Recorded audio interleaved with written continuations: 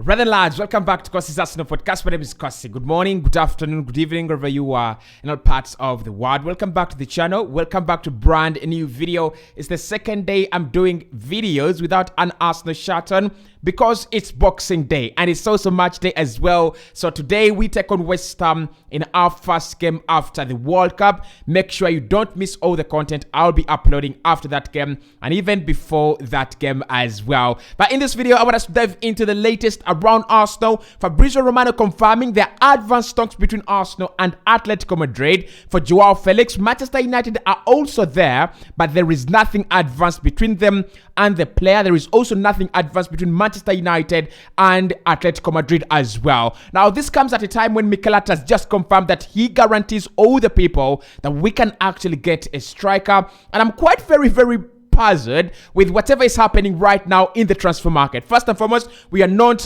not front runners for Joao Felix, but within a snap of a finger, we now lead the race. We now are in advanced talks with Atletico Madrid, and Mikel Arteta has just confirmed that Arsenal have the money to buy a striker, and he guarantees we will buy one if he actually decides to. But we also talk about Gabriel Martinelli's contract, according to Fabrizio Romano, and the Ghana blog says that Cedric Suarez is just a matter of time. He's gonna be joining Fulham right in January. So hit the like button. Let's get this video to 400 likes. Subscribe to the podcast as well. We are very close to 61,000 subscribers. Massive numbers on this channel. I really love it. I really love the sound of it. Hit the like button. Just continue supporting. And of course, Happy New Year, of course. So let's get into it.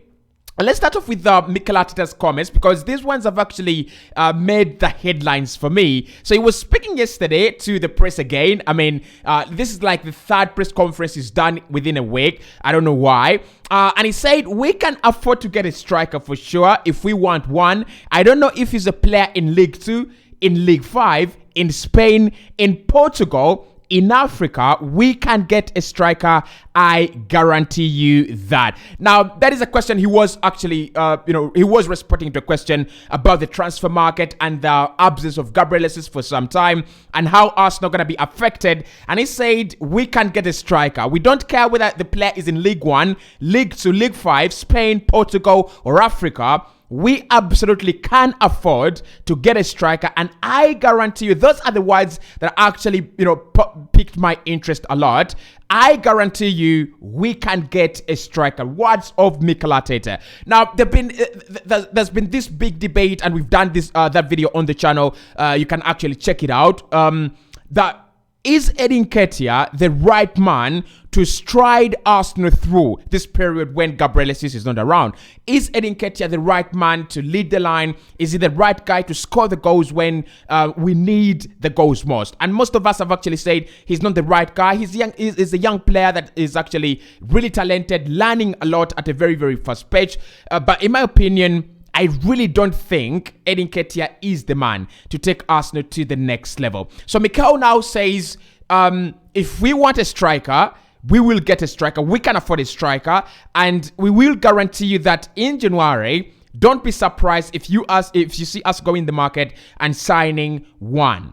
Now, this comes at a time again when Fabrizio Romano has also talked about the situation, and he has actually changed from what he said a week ago to what he's saying right now. Now, he's speaking to GiveMeSport.com, of course, headed by Terry Flares of the Football Terrace, and he said right now, Arsenal are in advanced talks with Atletico Madrid to sign Joao Felix on a loan deal. Manchester United are also close to the situation, but they do not have anything advanced in this case. They don't have any agreement between them and George Mendes, the agent of the player. They don't have any agreement between them and Atletico Madrid, and talks are not at an advanced stage. So this is what I'm going to say. This is very similar to what happened in the summer with Lisandro Martinez. Man United were in active talks, pushing to sign the player, and Arsenal were on the sides, just waiting for the deal to capitulate, just waiting for the deal to collapse. So Arsenal are in the driving seat right now for Joao Felix. If we fail to get him, If we actually fail to sign him, that is when Man United will eventually get the opportunity. Now, I reported about this yesterday, and I said that 2 clubs were in advanced talks with Jorge Mendes, the agent of the player, to get the deal done. And that was Arsenal and Manchester United. According to Alexis Bernard, PSG are out of the race. They're just simply not interested. And I do understand why they're not interested, because if you look at the new transfer strategy that has been implemented at Paris Saint-Germain, it's now they're signing a 100 million guy in January. That goes 100% against all they believe in right now. They want a new proper project. They're trying to rebuild their team. They're trying to rebuild their squad. So that leaves Manchester United and Arsenal in the race. Arsenal desperately need a striker, and Manchester United desperately need to replace Cristiano Ronaldo. So as things stand, Arsenal lead the race. Arsenal in advanced talks. Arsenal do have the full consent of Jorge Mendes. Now, I do not know where the relationship between Arsenal and Jorge Mendes actually comes from, but it's a very, very good one. It's a very good one. Fabio Vieira signed for Arsenal as easy as that, as simply as that. It was due to the good relationship that we have with him. Marco Asensio's chances of signing for Arsenal still depend on the relationship we have with Jorge Mendes. But then also you've got to remember that we have a very, very strong interest in many Portuguese players, including Pedro Neto. So I think Jorge Mendes looks at this Arsenal project and he says, if I can get 5 of 6 players into this project in the next 6 years, I'm going to be making a lot of money. Okay, so if you want Joao Felix, like I do, this is a story for you. This is a sound, this is music in your ears. Someone asked me a question in the comment section before I give you my opinion about all this. Cossy, is this going to affect the Mykhailo Mudryk deal? Now, chances are it will affect the deal. I'm sorry. Chances are it will affect the deal. And this is the reason. Shakhtar Donetsk are confident that Arsenal will part with over 60 to 65 million euros in this January transfer window for Mykhailo Mudryk. To be honest, I don't think Arsenal have that money. To be honest, I don't think Arsenal are willing to splash over 70 million euros on Mykhailo Mudryk in January. In the summer, that's quite debatable. And in the summer, it will depend on how Joao Felix fares at Arsenal, right? If Joao Felix does well, scores the goals, fits into our system, then Mikel Arteta will try to do everything he can to sign him in his power. But if he fails, then that is when we go back for Mykhailo Mudryk. I highly doubt we will sign both of them, because that would cost us in excess of 70 or 80 million euros. You want to negotiate with Shakhtar, who want in excess of 60. Then you want to negotiate with Atletico Madrid, who are adamant any club that wants to take the player should pay £8 million on paper, which actually upfront, which is around 11 million euros, and then pay the whole wages of the player. Now, his wages, I think, amount to up to €1 million per month. That is around 6 million euros. In 6 months. The sixth loan deal will actually cost us 6 million euros. All right, I think that's not the problem. That's not the problem for Arsenal. 6 million euros plus 8 million euros or 8 million pounds. That's not the problem. The deal would be around 17 million euros. And if you want to win the league, those are some of the risks. Those are some of the sacrifices. Those are some of the ridiculous decisions that no one will ever understand that you've got to do. And I got no problem with that. Okay. So does it affect the Mykhailo Mudryk deal? Yes, it does. If Felix come in on a 6-month loan deal, it means we've brought in a left winger, we've brought in a Gabriel Jesus replacement, and we've also brought in a Bukayo Saka cover, right? That is how good that boy is. That is how versatile that man is. I don't think you sign him and then you sign Mykhailo Mudryk. Look, it would be a very, very nice step for Arsenal to do that. Sign these two in the same window. Sign these two and integrate them into the squad at the same time, because it means you've massively leveled up. You've massively improved your attacking power. I think we would be better than Manchester City if we did that. I'm only saying because Mykhailo Mudryk is better than Jack Grealish and certainly better than Phil Foden.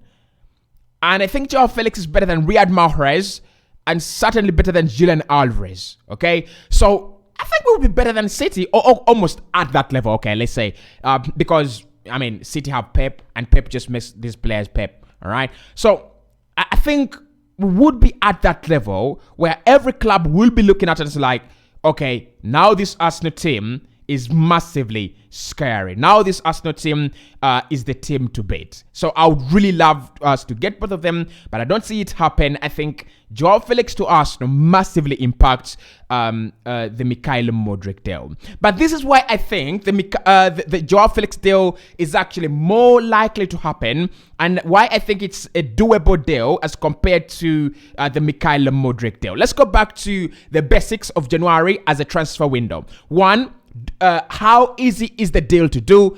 Atletico want to sell.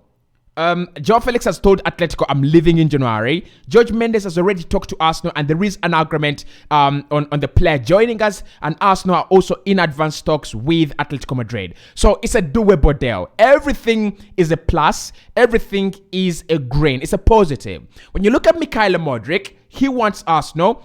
Arsenal want him, but the price is just not right. Look at Joao Felix. It's 11 million euros for till the end of the season. That is doable. If Arsenal are working with a budget of around 50 million euros, then definitely, I'm going to say this, definitely the 11 million euros is a no-brainer. It's a no-brainer deal for a player like Joao Felix, even if it's just a very short period of time. So the 65 million euros that Shakhtar want in January could be a decider. It could be the reason why Arsenal walk away. It could be the reason as to why we can't sign their man. But then also, Shakhtar are adamant they would prefer to keep the man until the end of the season, because they know in the summer they'll be getting a lot more money. They'll be getting a lot of clubs competing for the player. They'll be getting a lot of all these crazy deals coming onto their door. So January is not the best time to sign Mikel Mudryk.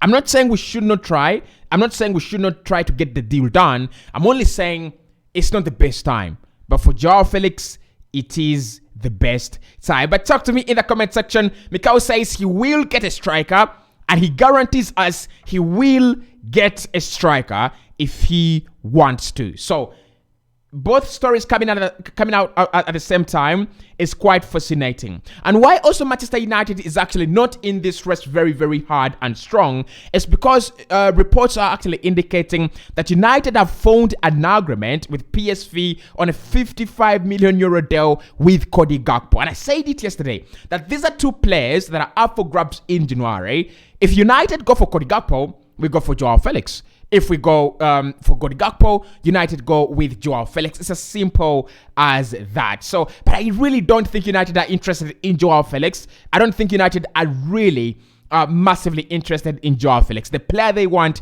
is Cody Gakpo, and we've seen it with Erik ten Hag. When he points at a player, that is the man he wants. Unless that deal fails, unless the deal actually capitulates, that is the player he always goes for. Now hit the like button if you're still enjoying the video and you're watching by now, and also let me know in the comment section.